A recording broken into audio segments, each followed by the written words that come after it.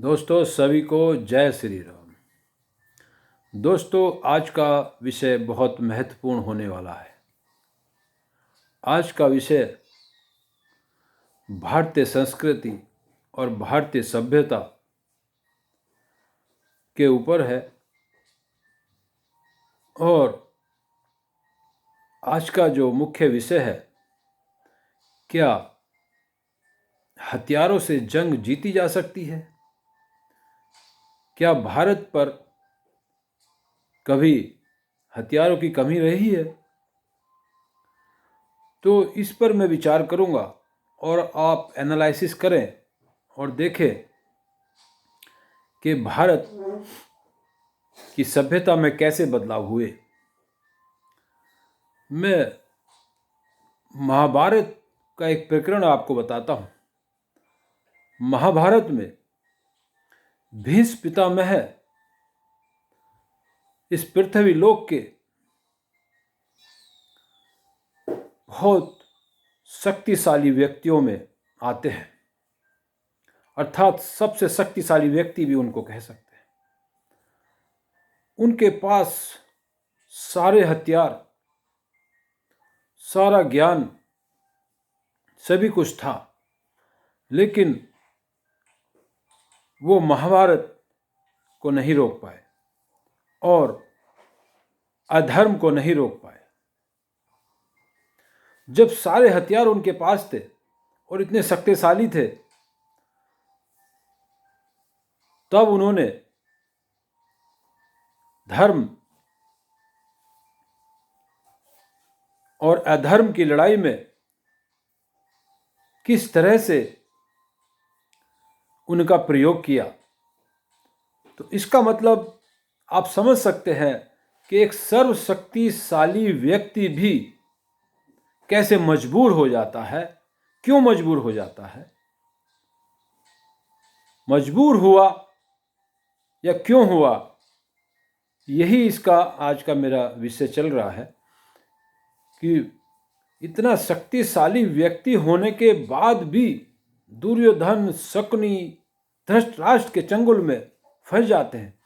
और फंसते ही नहीं, जानबूझकर फंसते हैं।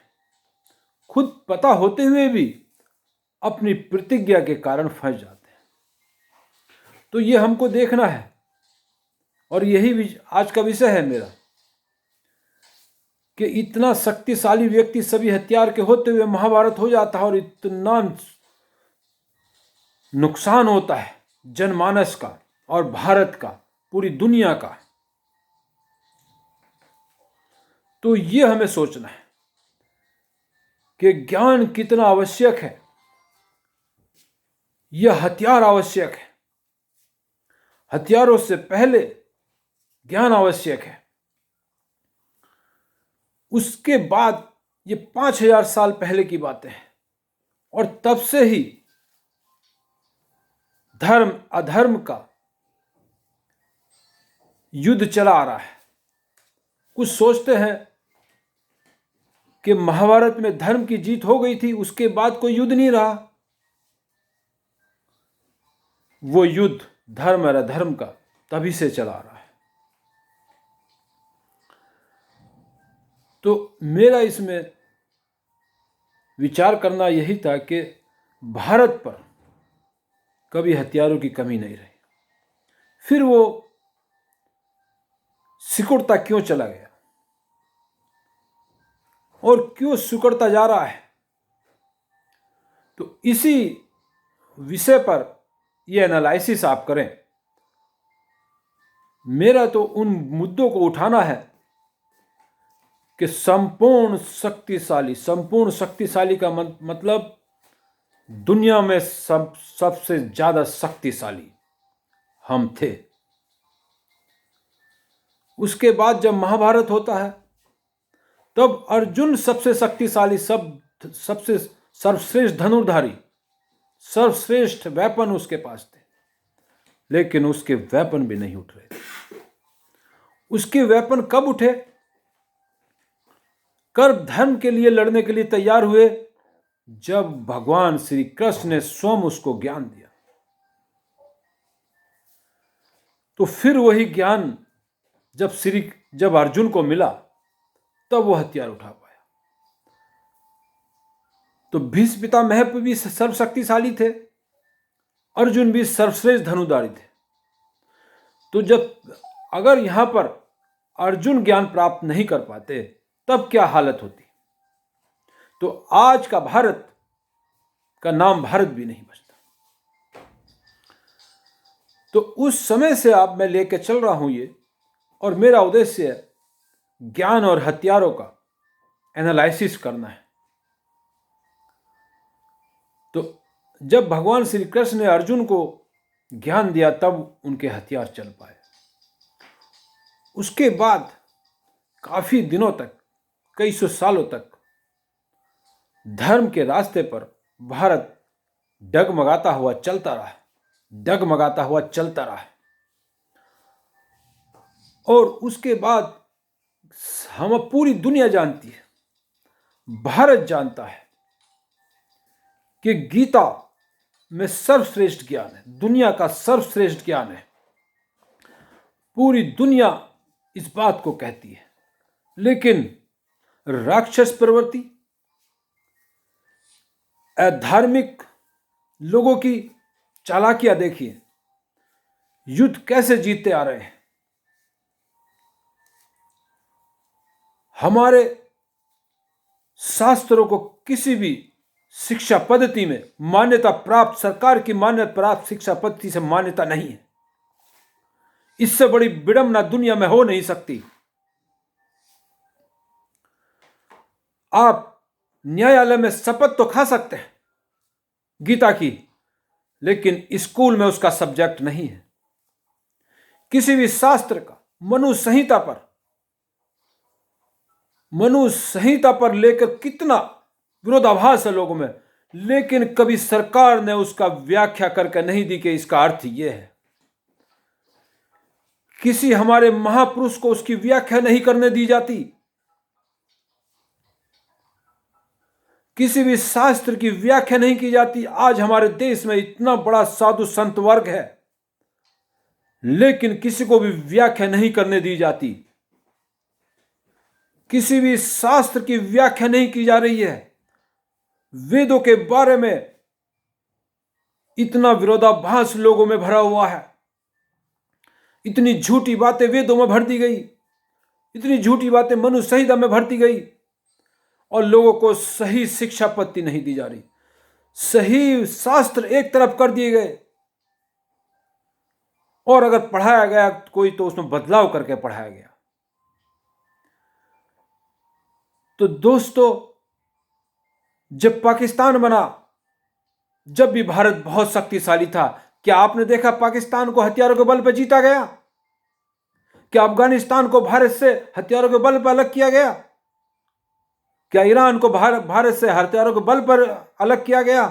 क्या मुगलों के 56 कंट्री हथियारों के बल पर खरीदे गए? जब तक भारतीयों में ज्ञान था तब तक कुछ भी अलग नहीं हो पाया, तब तक पूरी दुनिया पर हमारा राज रहा। तो इस एनालिसिस को सबको समझना होगा कि हथियार तभी आपकी सहायता कर सकते हैं जब आपके अंदर ज्ञान है।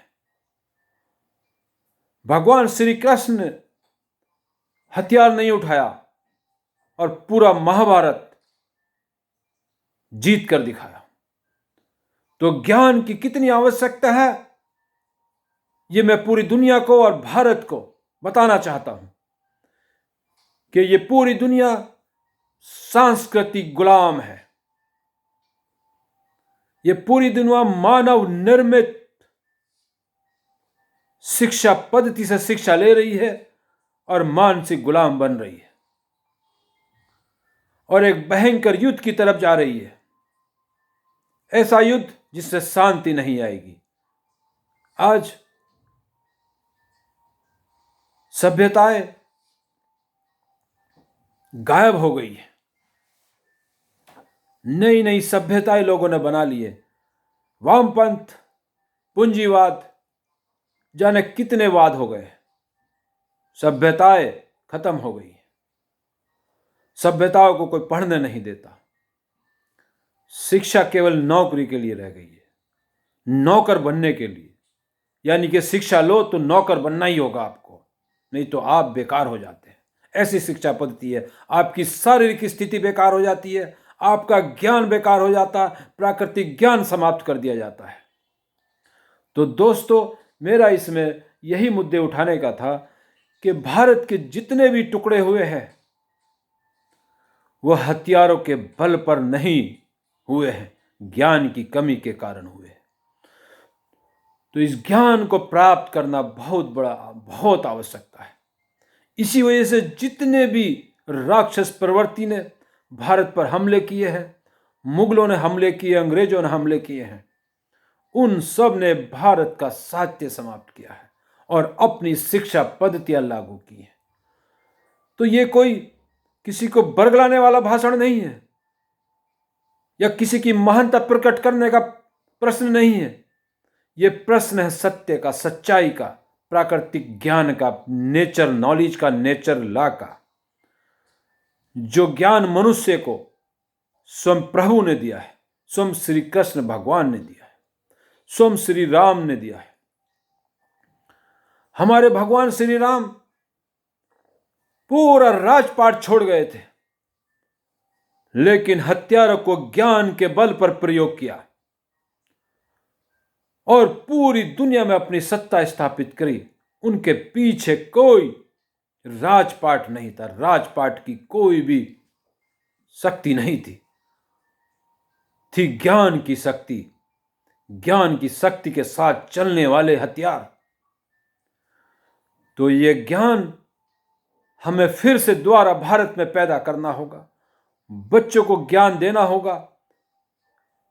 हमें पूछना होगा कि जिस गीता की शपथ दिलाई जा रही है वो गीता को उसने कभी पढ़ी है या नहीं पढ़ी है। क्या हम केवल कथा सुनने के लायक हैं? क्या कथा पर अमल हमें नहीं करने देगा कोई? हमें रामचरितमानस को प्रैक्टिकली करना होगा, गीता को हमें प्रैक्टिकली करना होगा, हमें उसे जीवन में लाना होगा।